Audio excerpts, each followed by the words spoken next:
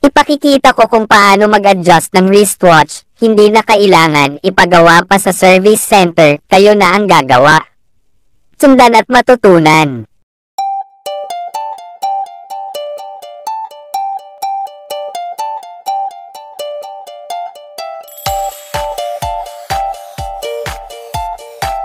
Kailangan may mga gamit upang hindi mahirapan. Gagamit ako ng pangtanggal ng pin para matanggal rin ang strap ng relo.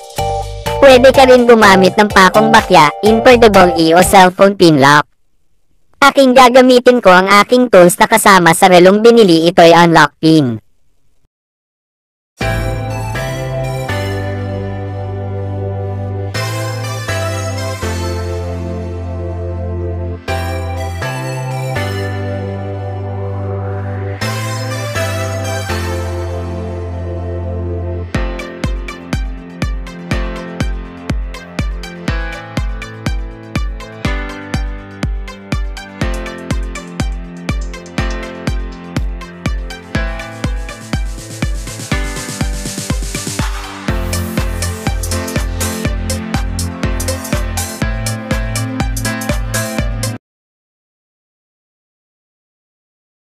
Umpisahan ko na para matutunan, ang strap ng relo ay may makikitang arrow pababa. Ito'y simbolo, ang lock pin ng strap ng relo kailangan matanggal pababa.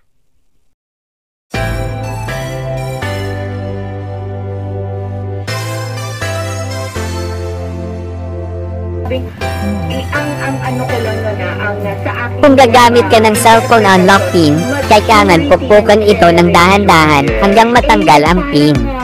Tingnan at matutunan.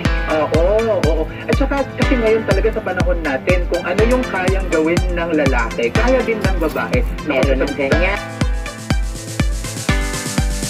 Sa umpisa mahirap, ngunit magagawa mo rin ito, sakripisyo at matutunan din. Ito'y aking isinagawa ulit sa dahil anak, nakiusap, may nag-request. Huwag mag-alala, magagawa ito.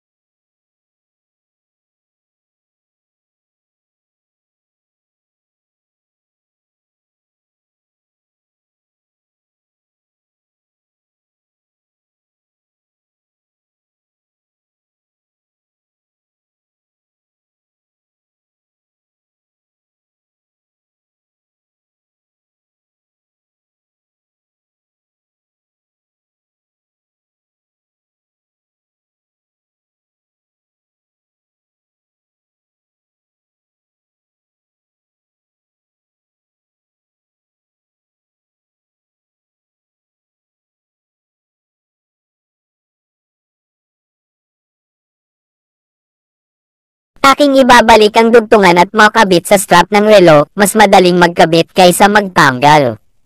Sundan at matutunan.